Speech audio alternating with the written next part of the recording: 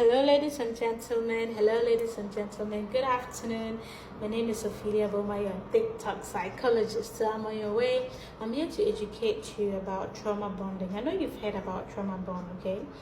And there have been scenarios where you felt no, this is a trauma bond relationship. You always will fall in love with your trauma. I know you've heard that before.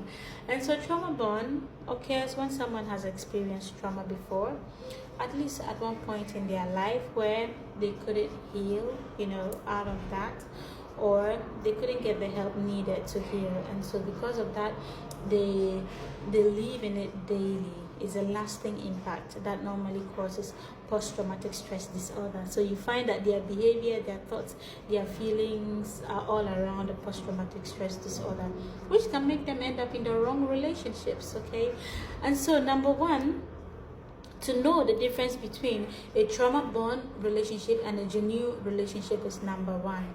The trauma bond relationship is fast and it's intense.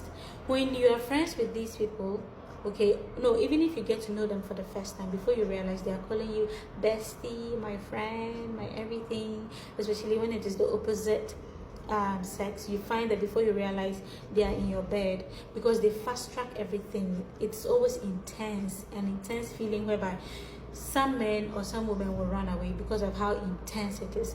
Number two is the fact that it is normally anxiety driven, or the fear of loss. These are people who fear being lonely, okay, or the people who fear being rejected. So because of that, you'll find that they're overcompensating, they're overpleasing you, they are being so nice so that you don't go away and leave them. They can give you their money, everything, okay, so that they can have you in their life and they will not feel afraid. Number three, it is also the fact that there's an irregulation of emotions. These are people, they can't control their emotions. Today, like some mood swings over there, here and there. Today they're afraid, they're happy with you. The next day, you can't even tell what's happening with them. They are crying spells all over the place, and you can't tell if you did something wrong or if they are angry at you for something you didn't even do, But when it is a healthy attachment, okay, when it is a secure attachment, you find that these people are slow and steady. Every relationship has forms and stages, but in bonding, in trauma bond, it is very fast. But every relationship must go through the phases. It must be steady, slow but sure. Okay. Number two, it is safety driven. There is no anxiety, there's no fear of loss or abandonment or rejection or loneliness. People who are very secure with themselves will make sure that there is safety, what we call the emotional safety in the relationship. They will not please you, they will not compensate you, they will be assertive in their communication. Number three is what trust in continuity. If you start well, you will end well. And if you don't end well too, you will learn your lessons.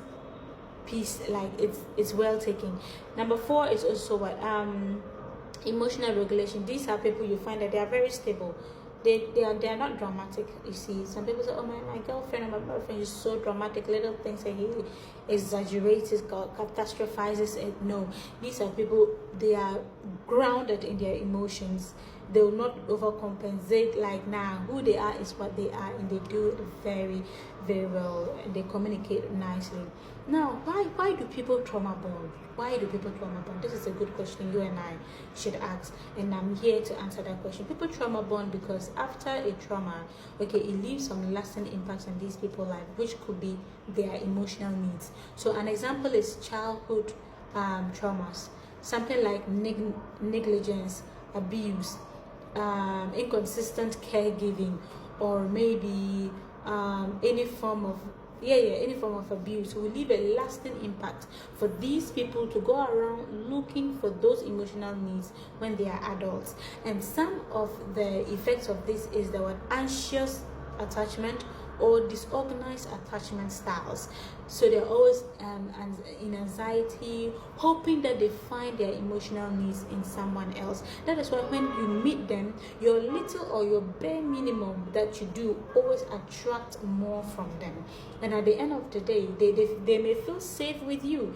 Like whatever you give them really is peanuts, but it intensifies their emotions because of the fact that they didn't get all of those needs when they were younger. A little of that means a lot to them. Do you now understand the reason for trauma bond? That's true. Number two is also what we call the release of oxytocin, right? It's a dopamine release for people who are in love. Okay, so the oxytocin bonding is more of a physical and emotional closeness with people. Okay, so people who have gone through trauma releases that hormone faster. They release it faster because oxytocin can increase attachment even to unsafe people, okay, rather than promote discernment. For people who have gone through trauma, find it very difficult to rationalize, to have like critical thinking skills where they can have the discerning and spirit to discern on relationships, whether does this person love me or not, is what he's doing means that I'm safe with him or not. So the oxytocin is always released faster. So you find that will make them feel safe and will feel loved. But it's because of the fact that they lack it. And so because they lack it, a little of that oxytocin means a whole lot for them. So people who want to take advantage of people who've gone through trauma, we just offer them the oxytocin release, just small of it, so that they can use that to also abuse them. And then the fear of abandonment. Sometimes when you go through trauma as a child, whether through abuse or whatever it may be, a lot of these people are lonely people, so they fear abandonment a lot. And so whenever there's like you get close to them, they tell you everything. Like being close to people is more of a safety net for them, and so they don't want to go through the trauma alone. So you find them attaching so much to people. You could be a friend or a lover to these people, but you find that they are they're very clingy to you. Okay, so when you find someone like that, please take care of them. And if you're someone who has trauma bonds, you also have to see the red flags early, because if you are trauma bonded, you don't see red flags. Red flags are not seen for people who are trauma bonded. They are always ignored because all they want to do is to have their attachment. They just want to be attached and close to somebody and love somebody. Okay, and people who've gone through trauma also have low self-worth, low confidence. They feel they don't deserve the best, and so because of that, it can distort their decision in choosing somebody who truly loves them and values them. So someone may say, I am not lovable, I am not needed, I am not that important, so I will take the bare minimum. Okay, because there's low self-esteem.